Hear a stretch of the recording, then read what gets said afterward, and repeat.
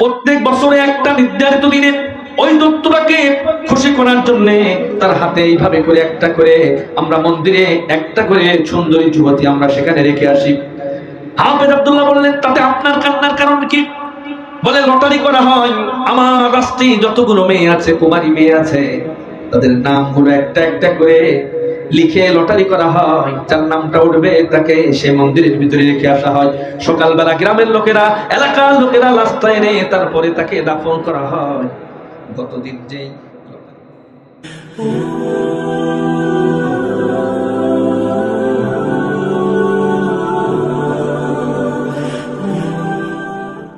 আল্লাহ কাদেরকে অপছন্দ করেন, আল্লাহ বলছেন আল্লাহু লা ইউহিব্বুজ জালিমিন, যারা অন্যের উপরে জুলুম করে, এই জুলুমকে কারীকে আল্লাহ পাক, জালিমদেরকে আল্লাহ পাক অপছন্দ করেন। এমন কি নবীজি বলেছেন, মান মাশা মা জালিমিন, কেউ যদি জালিমের সাথে চলাফেরা করে, লিইউকাবিয়াহু, জালিমের হাতকে শক্তিশালী করার জন্য, ওহুয়া ইয়ালামু আন্নাহু জালিমুন, সে জানে যে এ জালিম, তারপরেও তাকে সহযোগিতা করে, তার হাতকে শক্তিশালী করার জন্য তার সহযোগিতা করে, নবীজি বলেছেন ফাকাদ খরাজা মিনাল ইসলাম, সে ইসলাম থেকে বের হয়ে যাবে। আমার ভাইয়েরা, আমরা বিভিন্ন ভাবে অন্যের উপরে জুলুম করি, বিভিন্ন ভাবে। ভাইয়েরা আমার, বন্ধুরা আমার, আমি বলছিলাম যে কোরআন থেকে যদি কেউ বিমুখ হয়, তার তিনটা শাস্তি। 1 নাম্বার, দুনিয়ার জীবন সংকীর্ণময় হবে। 2 নাম্বার, কবর থেকে ওঠার সময় তার 2টা চোখ অন্ধ করা হবে। 3 নাম্বার, আল্লাহ তাকে ভুলে থাকবেন। এই কোরআনুল কারীম, এটা কিয়ামত পর্যন্ত থেকে মানুষ উপকার লাভ করতে থাকবে। ভাইয়েরা আমার, বর্তমান যে মালদ্বীপের নাম শুনেছেন আপনারা? মালদ্বীপ, এই মালদ্বীপে একজন মুসলমানও ছিল না। সেটা তো দ্বীপের ভিতরে, একটা সাগরের মাঝখানে ছোট্ট দ্বীপ। এই দ্বীপের ভিতরে ইসলাম কিভাবে গেল? ইবনে বতুতা রাহিমাহুল্লাহ, তিনি তার কিতাবের ভিতরে ঘটনাটা সুন্দর করে লিখেছেন যে কিভাবে মালদ্বীপে ইসলাম পৌঁছালো। সেখানে তো কোনো মানুষজন যাওয়ার কথা না, সেই জায়গায় কিভাবে ইসলাম পৌঁছালো। এখন মালদ্বীপে 100% মুসলমান। এটার কারণ হলো মালদ্বীপের যেই সাগরের পাশে মালদ্বীপ, সাগরের ভিতর দিয়ে একটা জাহাজ চলতেছিল, কাফেলা। ওই কাফেলার ভিতরে একজন মাত্র কোরআনের হাফেজ ছিলেন, যার সিনার ভিতরে 30 পারা কোরআন মুখস্থ ছিল। জোরে বলেন আল্লাহু আকবার। হাফেজটার নাম হলো আব্দুল্লাহ। হঠাৎ করে জাহাজটা ডুবি হলো। যখন জাহাজ ডুবে গেছে, সবাই মারা গেছে, আল্লাহ কি কুদরত, ওই আব্দুল্লাহ বুকের নিচে একটা একখণ্ড কাঠ ভেসে আসলো। কাঠটা নিয়ে সে সাঁতরাতে সাঁতরাতে সাঁতরাতে সারাটা রাত সাঁতরাতে একটা তীর সে পেয়ে গেল, সাগরের কিনারে উঠে গেল। উঠে যে ভিতরে যখন ঢুকে গেছে, লক্ষ্য করে দেখলেন ভিতরে কিছু জঙ্গল টঙ্গল পার হওয়ার পরে একটা গ্রাম এলাকা পাওয়া যায়। ওই এলাকার ভিতরে গিয়া ক্ষুধার্ত, ক্লান্ত, শ্রান্ত, তিনি খাবারের জন্য একটু খাবার চাইলেন। ওই যে মুসা আলাইহিস সালাম এবং ইউশা, এই দুইজনও এইভাবে করে একটা গ্রামের ভিতরে ঢুকেছিল, মুসা আলাইহিস সালাম এবং খিজির আলাইহিস সালাম। মুসা আলাইহিস সালাম তিনি যখন বক্তব্য দিচ্ছিলেন, একজন বললেন, সবচেয়ে জ্ঞানী কি তুমি মুসা নাকি না আর কেউ আছে?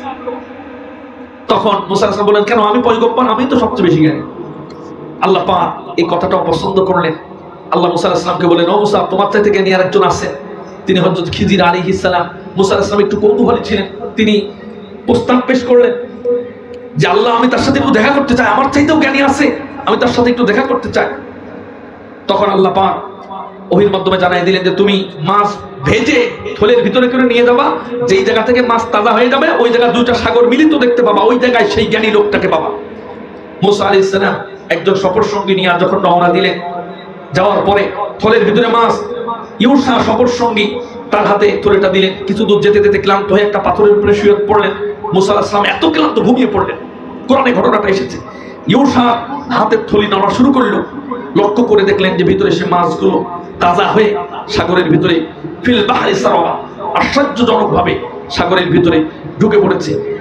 এরপরে ঘুম থেকে উঠে তিনি বলবেন আর খেয়াল নাই। কিছু দূর যাওয়ার পরে আবার ব্যাক আসলেন।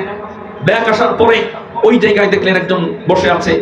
তাকে বললেন যে আপনি নাকি খুব জ্ঞানী, আপনার সাথে আমি একটু থাকতে চাই। তিনি বললেন, ও কাইফা তাসবিরু মা লাম তুহিত বিহি খুবরা, আমার সাথে থেকে তো তুমি ধৈর্য ধারণ করতে পারবা না, আমার সাথে থেকে তুমি ধৈর্য ধারণ করতে পারবে না, তুমি আমার ডিস্টার্ব করবে, তুমি আমার কাছে থেকো না। তিনি বললেন যে না, আমি ইনশাআল্লাহ সাবিরা ওয়ালা আসিলা কামরা, আমি আপনার সাথে থাকবো, কোনো রকম প্রশ্ন করবো না, আপনারা ডিস্টার্ব করবো না। বললেন যে কোনো রকম কথাবার্তা বলবো না, আমি কোনো রকম ডিস্টার্ব করবো না। মুসা আলাইহিস সালাম তার সঙ্গে যখন রওনা দিলেন, যেতে যেতে হঠাৎ করে একটা নৌকা পেলেন। এই নৌকাটা কিছু দূর যাওয়ার পরে নৌকায় পরিপূর্ণ মানুষ। সাথে যে খিজির আলাইহিস সালাম আছেন তিনি নৌকাটা ছিদ্র করলেন। মুসা আলাইহিস সালাম সঙ্গে সঙ্গে বললেন, আখরাতহা লিতুগরিকা আহলাহা লাকাদ জিতা শাইআন ইমরা। এই লোকটা আপনি হুজুর মানুষ বলে টাকা পয়সা নিল না, তার নৌকা ফুটো করে দিলেন। আপনি তো একটা বাজে মানুষ, আপনি তো একটা খারাপ কাজ করলেন, একটা অন্যায় করলেন। সঙ্গে সঙ্গে তিনি বললেন, ক্বালা আলাম আকুল লাকা ইন্নাকা লান তাসতাতিআ মাইয়া সাবরা। আমি কি বলিনি যে তুমি ধৈর্য ধারণ করতে পারবে না? মুসা আলাইহিস সালাম বলল, তাই তো, হ্যাঁ আমার তো প্রশ্ন করার কথা বলা ছিল, ঠিক আছে আপনি আমার মাফ করে দেন, আমি আর এরকম প্রশ্ন করব না, চলেন সামনে যাই। আল্লাহর কোরআন জানাই দিয়েছি, فانطلقا حتى إذا لقيا غلاما فقتله قال أقتلت نفسا زكية بغير نفس لقد جئت شيئا إمرا। দুইজন কিছু দূর যাওয়া শুরু করলো। যেতে যেতে হঠাৎ করে মুসা এবং খিজির আলাইহিস সালাম লক্ষ্য করে দেখলেন একটা ফুটফুটে যুবক ছেলে, একটা বালক ছেলে খেলাধুলা করতেছে। কয়েকজন খেলা করার ভিতরে একজন সবচেয়ে সুন্দর যে চেহারার ছেলেটা, খিজির আলাইহিস সালাম মুসা আলাইহিস সালামকে দাঁড় করালেন আর বললেন, দাঁড়াও আমি একটু আসি। গিয়া ওই সুন্দর ছেলেটার মাথাটা এমন জোরে মোচড় দিয়েছে, সঙ্গে সঙ্গে অজ্ঞান হয়ে এই শিশুটা মারা গেল। নবীর সামনে খুন করা দেখে নবীজি সহ্য করতে পারেন নাই। মুসা আলাইহিস সালাম বললেন, কতালতা নাফসান যাকিয়াতাম বিগাইরি নাফসিন, একটা ছোট্ট বালক একেবারে নিষ্পাপ শিশু, তাকে আপনি এইভাবে হত্যা করলেন। সঙ্গে সঙ্গে খিজির আলাইহিস সালাম বললেন, তোমার তো কথা বলা নিষেধ ছিল, প্রশ্ন করা নিষেধ ছিল, কেন নিষেধ করলে, কেন প্রশ্ন করলে? তিনি বললেন, হ্যাঁ আমার ভুলে গেছে, আমি আর এই জাতীয় প্রশ্ন আর করবো না। বিল্লাদুন্নি উযরা, আর কোন ওজর আপত্তি যদি করি আপনার সাথে থাকার জন্য আপনি আমাকে রাখবেন না, আর কোনো প্রশ্ন আপনার করবো না, সাথে আটকাবার জন্য নেই। যখন রওনা হয়েছে ক্ষুধার্ত, ক্লান্ত, শ্রান্ত, তিনি এইবার একটা এলাকা পেলেন, সেখানে গিয়ে প্রত্যেক বাড়ি বাড়ি খাবার চাইলেন, কেউ খাবার দিল না। চলে যখন আসতেছেন তখন দেখলেন যে ওই বাড়ির একটা দেয়াল প্রাচীর এরকম হেলে আছে, যখন তখন পড়ে যাবে। খিজির আলাইহিস সালাম বললেন, মুসা একটু জুগাইলের কাজ করতে হবে, এই প্রাচীরটা ভেঙে আবার ভালো করে গেঁথে দিতে হবে, তুমি মাথায় গামছা বাঁধো। মুসা আলাইহিস সালামের খুব রাগ হইল যে একেতে কেউ হাতে দিল না, আবার তাদের এলাকার একটা প্রাচীর ভেঙে যাচ্ছে, সেটা এখন কাজ করতে হবে, খিদে পেটে কাজ, কিন্তু কথা বলা যাবে না, বলতেও পারছে না, সইতেও পারছে না। তবে তিনি কষ্ট করে কাজ করছেন জোগাইলের, আর মনে মনে চিন্তা করছেন কাজ শেষে হয়তো বা কিছু পারিশ্রমিক চাবে। যেই কাজ হয়ে গেছে, জোগাইলের কাজ করে প্রাচীরটা কাটা হয়ে গেছে, তখন দুইজনে যখন রওনা দিয়েছে চলে যাচ্ছে, তখন মুসা আলাইহিস সালাম সহ্য করতে পারেন না, একেতে ক্ষুধা। তিনি বলতেছেন, আপনি তো ইচ্ছা করলে কিছু আপনি পারিশ্রমিক নিতে পারতেন, আপনি কি কাজ করলেন? কেউ খেতে দিল না, তাদের কাজ করে দিলেন, পারিশ্রমিক নিলেন না। সঙ্গে সঙ্গে তিনি বললেন, ক্বালা হাযা ফিরাকু বাইনি ওয়া বাইনি, আমার আর তোমার এখন আলাদা হয়ে যাওয়ার সময় এসে গেছে, তুমি ধৈর্য ধরতে পারো না, তুমি এখান থেকে কেটে পড়ো। মুসা আলাইহিস সালামকে এবার বললেন যে, ধরে শোনো, ওই বাচ্চাকে কেন হত্যা করেছিলাম, আর ওই নৌকাটা কেন ফুটো করেছিলাম, ছিদ্র করেছিলাম, শোনো। আর একটা বিষয় শোনো, এই প্রাচীরটা গেঁথে এরপরে কেন আজকে পারিশ্রমিক নেই নাই, শোনো। পরবর্তী আয়াতে 16 নম্বর পারার প্রথম পৃষ্ঠায় এই কথাটা সুন্দর করে খিজির আলাইহিস সালাম জানিয়ে দিয়েছেন। আমার ভাইয়েরা, সে আব্দুল্লাহ হাফেজ আব্দুল্লাহ, তিনি ক্ষুধার্ত অবস্থায় ভিতরে যাওয়ার পরে কওমের লোকেরা কেউ সেরকম খেতে দিতে রাজি হয় না। একটা বুড়ি মানুষ, তিনি বললেন যে আমার বাড়ি বাবা থাকতে পারবা, কিন্তু খাতিমাতি দিতে পারবো না, আমার ঘর আছে এখানে থাকতে পারবা, আমার স্বামী নেই, তুমি ওই ঘরে থাকবা, নিজের মতো কাজ কাম করে খাবা। এইভাবে করে চলতে লাগলো। তিনি ওই হাফেজ আব্দুল্লাহ বেঁচে আছে, বাড়ি ছিল তার সৌদি আরবে, 30 পারা কুরআন তার ভিতরে, সিনার ভিতরে তার মুখস্থ। তিনি দিনের বেলা কাঠ কাটেন, বিক্রি করে এনে রাতের বেলা রান্না করে খাওয়া দাওয়া করেন, আর দিনের বেলায় কাজ করে বেড়ান। হঠাৎ একদিন তিনি বাজার থেকে যখন কাঠ বিক্রি করে এসেছেন, লক্ষ্য করে দেখলেন বাড়ির সেই বুড়িমা হাউমাউ করে শুধু কান্নাকাটি করে, কান্না তার যেন থামে না, ঘন্টার পর ঘন্টা কান্নাকাটি করতেছে। হাফেজ আব্দুল্লাহ জিজ্ঞাসা করতেছেন, বুড়িমা কেন কান্নাকাটি করেন? কোনো জবাব দেয় না। আবার জিজ্ঞাসা করলেন, ও বুড়িমা কেন কান্নাকাটি করেন? কোনো জবাব দেয় না। আবার বলেন, ও বুড়িমা কান্নাকাটি কেন করেন? জবাব দেয় না। তৃতীয়বারের বার জবাব দিয়ে বলল, আমি কি করতে কান্নাকাটি করতেছি, তোমারে বললেও তুমি কোনো উপকার করতে পারবা না। বলে, আপনি বলেই দেখেন আমি পারি কিনা। বলে, আমার মেয়েটাকে আজকে রাতের বেলা নিয়ে যাবে আমার মালদ্বীপ, এটা সাগরের কিনারে অবস্থিত। আমার এই দেশের রাষ্ট্রের শেষ সীমানায় একটা মন্দির আছে, ওই মন্দিরে বছরের একটা দিন একটা মেয়েকে ওই মন্দিরের ভিতরে রেখে আসতে হয়।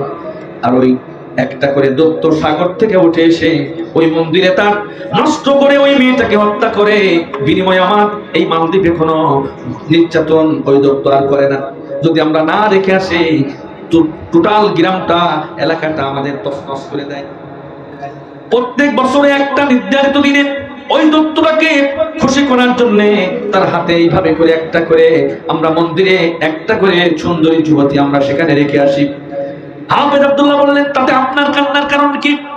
বলে, লটারি করা হয়, আমার রাষ্ট্রে যতগুলো মেয়ে আছে, কুমারী মেয়ে আছে, তাদের নামগুলো একটা একটা করে লিখে লটারি করা হয়, যার নামটা উঠবে তাকে সে মন্দিরের ভিতরে রেখে আসা হয়। সকালবেলা গ্রামের লোকেরা, এলাকার লোকেরা লাশটা এনে তারপরে তাকে দাফন করা হয়। গতদিন যেই লটারি করা হয়েছে 1 বছর ঘুরে আসার পরে এই লটারিটায় আমার মেয়েটার নাম উঠে গেছে। আমার মেয়ে আজকে রাতের বেলা এলাকাবাসী তাকে পালকিতে করে সাজায়া গোজায় গোসল করে সেই জায়গায় নিয়ে যাবে। এজন্য আমার তো স্বামী নাই, আমার তো কোনো ছেলে সন্তান নাই, আমার একটা মাত্র কন্যা সন্তান, এই সন্তানটাকে সেই জায়গায় নিয়ে যাবে, এজন্য আমি কাঁদতেছি। আমার মতো বিপদগ্রস্ত পৃথিবীতে আর কারো এখন নাই। হাফেজ আব্দুল্লাহ বললেন, ঠিক আছে বুড়িমা, আমি দেখি কিছু উপকার করতে পারি কিনা। কি উপকার? বলতেছে, ও বুড়িমা, একটা জামার ব্যবস্থা করেন, আপনার মেয়ের এক সেট জামা আমার কাছে দেন, আপনার মেয়েটাকে লুকায় ফেলেন। মেয়েটাকে লুকায় ফেলা হলো, মেয়েটার এক সেট জামা তার দেওয়া হলো, মাথার সম্পূর্ণ শরীরটাকে মেয়ে সেজে তিনি একেবারে হাফেজ আব্দুল্লাহ ছদ্মবেশ ধারণ করলেন। এবার গ্রামবাসী এসে রাতের গভীর রাতে হাফেজ আব্দুল্লাহকে ওই মহিলার সন্তান মনে করে নিয়ে চলে গেল, মন্দিরে তাকে দিয়ে আসলো। এবার ওরা ফিরে এসেছে, সকালবেলা ওরা লাশ নিয়ে আসার জন্য যখন রওনা দিয়েছে, লক্ষ্য গিয়া ওরা ঘরের ভিতরে গিয়া লক্ষ্য করে দেখেছে সেই মেয়েটার লাশ তো দূরের কথা, একজন আল্লাহর বান্দা কুরআনুল কারীম জোরে জোরে তেলাওয়াত করতেছে। জোরে কোন আল্লাহু আকবার, আরো জোরে কোন আল্লাহু আকবার। হাফেজ আব্দুল্লাহ কুরআন তেলাওয়াত করতেছে, জোরে কোন সুবহানাল্লাহ। ওরা লাশ নিয়ে আসতে গেছে, দেখে হাফেজ আব্দুল্লাহ কুরআন তেলাওয়াত করতেছে। তার কাছে জিজ্ঞাসা করা হলো, তুমি কে, তোমার পরিচয় দাও। তিনি বললেন, রাতের ঘটনা সব খুলে বললেন, আর বললেন দৈত্য রাতের বেলা এসেছিল, নির্ধারিত দিন অনুযায়ী দৈত্যটা এসেছিল, কিন্তু যখনই দূর থেকে আমি লক্ষ্য করে দেখেছি, ভিতর থেকে দৈত্য যখন রওনা দিয়েছে, ওই চর বেয়ে বেয়ে যখন আসতেছে, তখন আমি কুরআনুল কারীমের সূরা আর রহমান তেলাওয়াত করতেছিলাম। জোরে কোন আল্লাহু আকবার। সূরা রহমান তেলাওয়াত করতেছিল। এরপরে দৈত্যটা কিছু দূর আসার পরে যখন সূরা আর রহমানের তেলাওয়াত তার কানে পৌঁছে গেছে, আর সামনে এগোতে পারে না, কারণ কুরআনুল কারীমের পাওয়ার আছে না নাই? কুরআনুল কারীমের পাওয়ার এত বেশি, ওই দৈত্য যত দূর থেকে শুনতেছে সামনে আসতে পারে না। মনে করলো একটু পিছায় গিয়ে আবার জোরে করে সামনে গিয়ে আসবে, একটু পিছনে গিয়ে আবার যখন সামনে আসতেছে, তখন আব্দুল্লাহ আরো জোরে কুরআনুল কারীম পড়া শুরু করলো। আর রহমানু আল্লামাল কুরআন, জোরে বলেন আল্লাহু আকবার। আর রহমানু আল্লামাল কুরআন,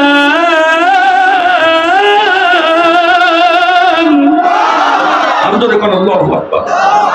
আমার ভাইরা যখন আরো জোরে করতেছে, তখন আরেকটু পিছিয়ে গিয়ে সামনে আসতে পারে না। এভাবে সারা না কুস্তি করতে করতে, সে কোরআন পড়তে পড়তে দত্তটা ব্যর্থ হয়ে ফিরে চলে গেল।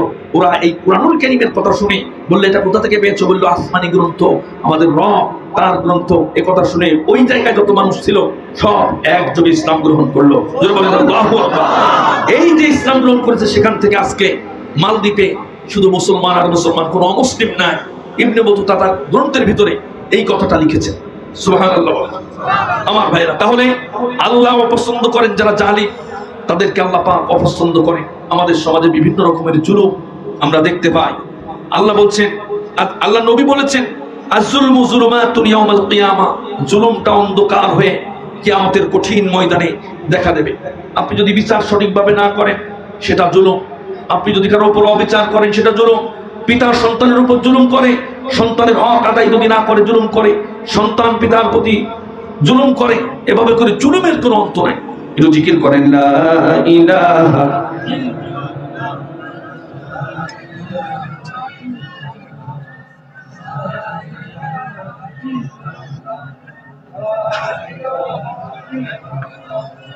আলহামদুলিল্লাহ, লা ইলাহা